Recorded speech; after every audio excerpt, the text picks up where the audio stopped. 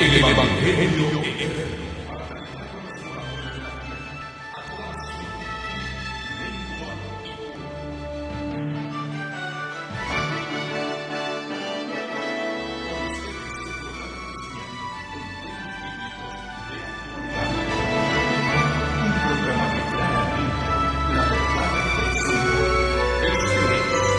El Evangelio eterno.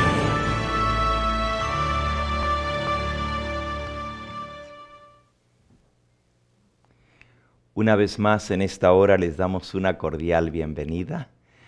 Aquí en este pequeño y hermoso pueblito enclavado al pie de la montaña, en medio de las forestas de pinos, en la zona central del estado de Oregón, pero más bien un poco más cerca de la costa, aunque estamos en medio de la montaña. Para aquellos que se nos han unido y se están uniendo en esta hora a través de la pantalla, también ustedes siéntanse bienvenidos con el resto de los hermanos que estamos juntos aquí para abrir el Santo Libro de Dios.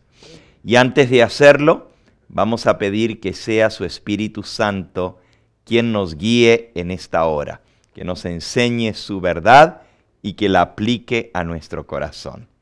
Para aquellos que puedan acompañarme, vamos a postrarnos de rodillas para orar. Los demás pueden inclinar su rostro. Amantísimo Padre y Dios nuestro, una vez más te agradecemos porque tú eres bueno y para siempre es tu misericordia. Te damos gracias por el privilegio de estar juntos en esta hora en torno a tu santo libro. Te damos gracias porque tú siempre pones pan fresco cada semana sobre la mesa de la proposición, sobre esa mesa que representa tu santa palabra, nuestra comida espiritual. Y te pedimos que tú nos suplas y que tú nos llenes con tu palabra, que podamos salir de aquí satisfechos de haber comido tu palabra, porque tu santo libro dice que tú eres el que alimenta a tu pueblo y que las palabras que salen de tu boca son espíritu y son vida. Danos pues de ese espíritu y de esa vida que viene al estudiar tu santo libro. También, Señor, te pedimos la iluminación del Espíritu Santo representado por ese candelabro de 7 brazos, los 7 espíritus de Dios que andan por todo el mundo haciendo la obra final de reunir a un pueblo que esté listo para tu venida. Que ese mismo Espíritu Santo que habla a nuestros corazones nos hable en esta hora. Que pueda sellar este mensaje en nuestro corazón para que dé fruto para vida eterna. Y humildemente te pedimos que tú, oh Señor, seas nuestro intercesor en ese santuario celestial. Y que así como del santuario subía una espesa nube de incienso ante tu presencia, del altar del incienso que estaba frente al velo, que así también, Señor, en esta hora nuestra oración y las oraciones de cada uno de tus hijos, donde quiera que se encuentren, puedan llegar a ti como un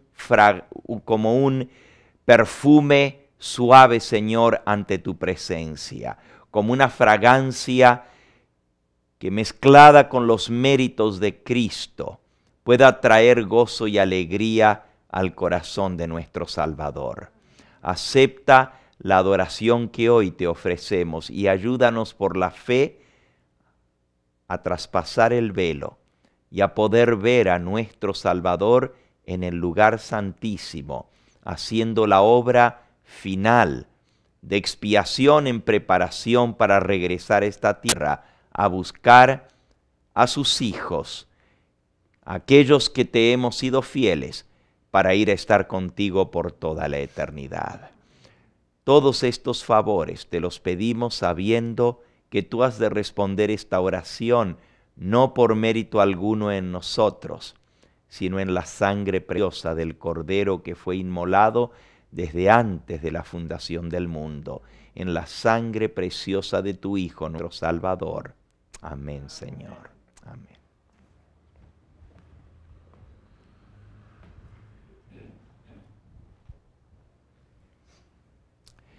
Hemos estado estudiando juntos durante los días de esta semana sobre el santuario, el camino hacia el trono de Dios. Y la Escritura nos dice que para entender los caminos de Dios tenemos que entrar al santuario. Allí es donde entendemos a plenitud el plan de redención. Hemos estudiado que en el santuario todo representa a Cristo.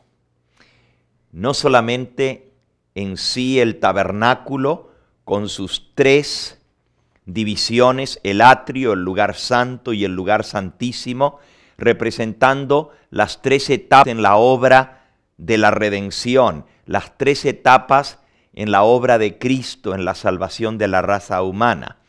Pero también hemos visto que también el edificio tiene un simbolismo y el mobiliario de ese edificio también tiene un simbolismo, y todo esto apunta a señalarnos a Cristo, el Hijo de Dios, que ministra en ese santuario no hecho de manos, sino en el cielo mismo, para presentarse ahora por nosotros ante Dios. Vimos también que en el servicio diario del santuario se representaba la obra de Cristo en la mediación por el pecador, en la intercesión, en la expiación del pecado, en la manera como tú y yo podemos recibir el perdón. Y también en el santuario encontramos las 3 etapas en la vida del cristiano para llegar a la glorificación. Si buscamos, le voy a pedir a los jóvenes que nos ayudan que nos pongan la diapositiva, creo que es la número 11 en nuestra presentación. Y allí vamos a ver las 3 etapas en la vida del cristiano para la santificación.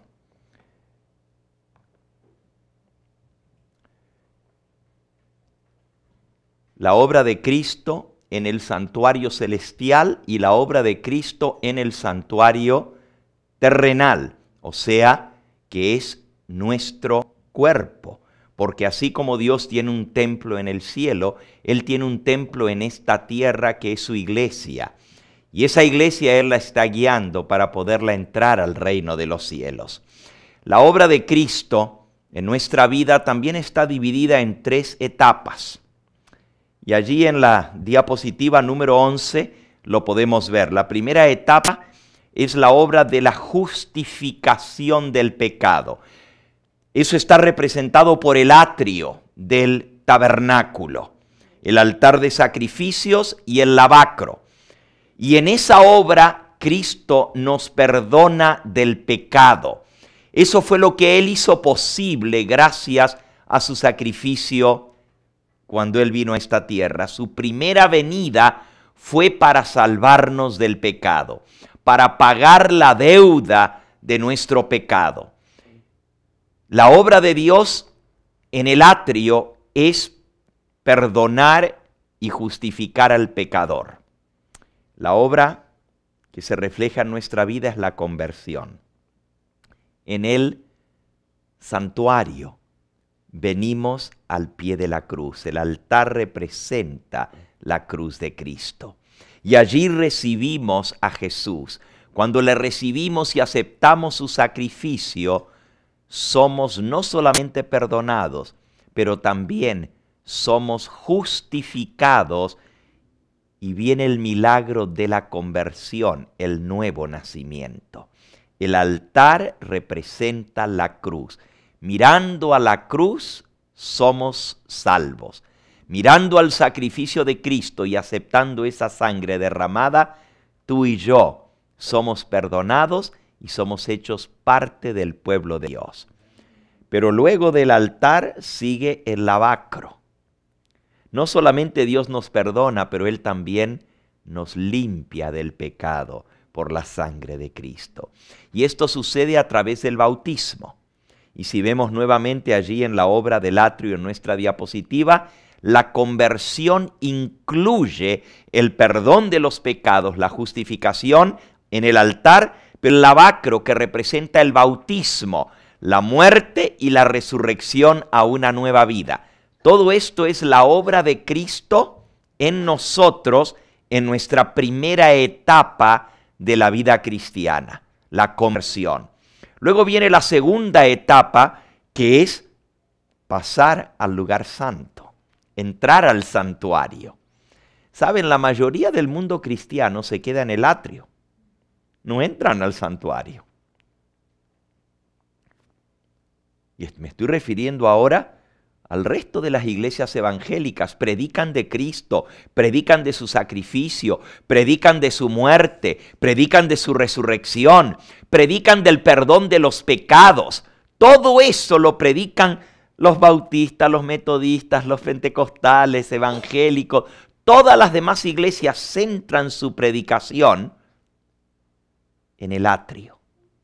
Pero se olvidan que Cristo no solamente murió, pero también ascendió al cielo y está intercediendo por nosotros.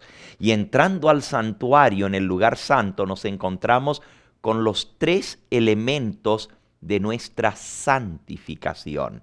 Porque no solamente Dios nos perdona, pero Él también nos transforma. Y en el santuario es esa obra de la santificación, la transformación, para hacernos dignos de poder estar algún día con Dios. Entremos al santuario entonces y veamos qué hay dentro del lugar santo.